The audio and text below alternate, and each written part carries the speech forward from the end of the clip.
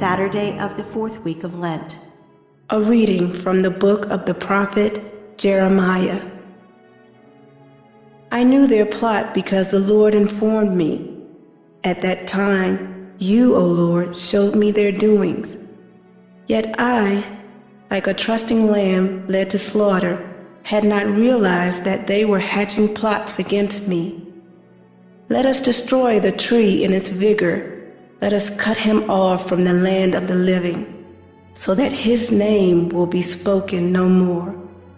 But you, O Lord of hosts, O just judge, searcher of mind and heart, let me witness the vengeance you take on them, for to you I have entrusted my cause.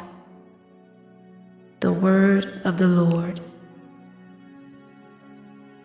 The response is, O Lord, my God, in you I take refuge. O Lord, my God, in you I take refuge. Save me from all my pursuers and rescue me, lest I become like the lion's prey, to be torn to pieces with no one to rescue me. O Lord, my God, in you I take refuge. Do me justice, O Lord, because I am just, and because of the innocence that is mine. Let the malice of the wicked come to an end, but sustain the just. O searcher of heart and soul, O just God. O Lord, my God, in you I take refuge. A shield before me is God, who saves the upright of heart. A just judge is God, a God who punishes day by day. O Lord, my God, in you I take refuge. A reading from the Holy Gospel according to John. Some in the crowd who heard these words of Jesus said, "This is truly the prophet." Others said, "This is the Christ." But others said, "The Christ will not come from Galilee, will he?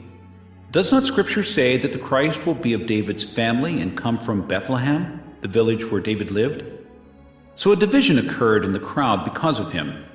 Some of them even wanted to arrest him, but no one laid hands on him. So the guards went to the chief priests and Pharisees, who asked them, "Why did you not bring him?" The guards answered, "Never before has anyone spoken like this man."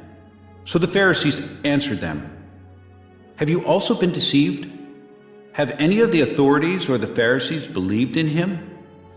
But this crowd, which does not know the law, is accursed." Nicodemus, one of their members who had come to him earlier, said to them, "Does our law condemn a man before it first hears him and finds out what he is doing?"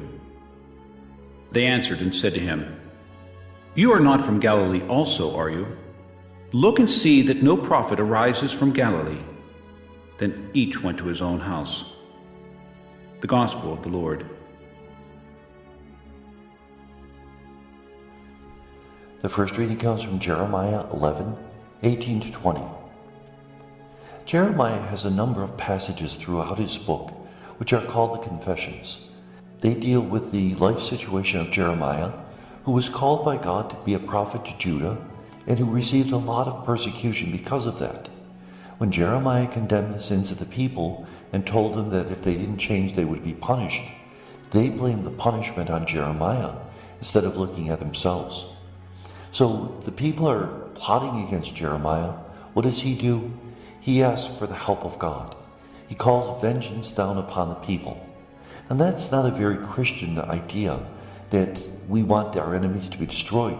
Jesus tells us that we should pray for our enemies. But remember, this is a life or death situation for Jeremiah. If they survive, he will die. So basically Jeremiah is saying, God, you called me, you promised to protect me, you better do it. The Gospel is from John 7:40-53. The people are speaking about Jesus, asking whether he's the Christ, the Messiah, the Anointed One. And they don't think he can be because he's from Nazareth. They know that he's a Galilean, and the Messiah has to be born in Bethlehem.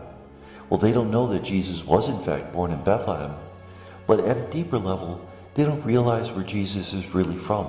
He's from the Father.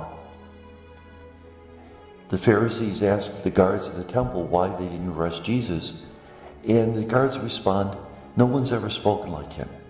Even people who would represent a threat to the life of Jesus recognize that he has the authority of God. They're able to see through.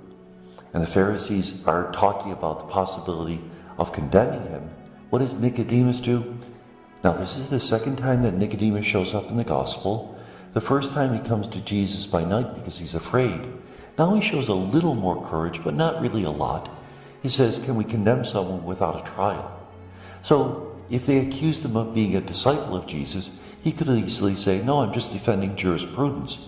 I'm not defending Jesus. In the third passage where Nicodemus appears, after the death of Jesus, he will risk his life burying the body of a condemned prisoner. So we see a growth in the faith of Nicodemus. At first he's afraid, then he's half-hearted, and then eventually he has the courage to do what is necessary. And that's a reminder that our faith life is never static, it has to grow. Through our difficulties, through our doubts, we have to come to the point where we trust beyond trust. And that's our ultimate goal. And may God bless us.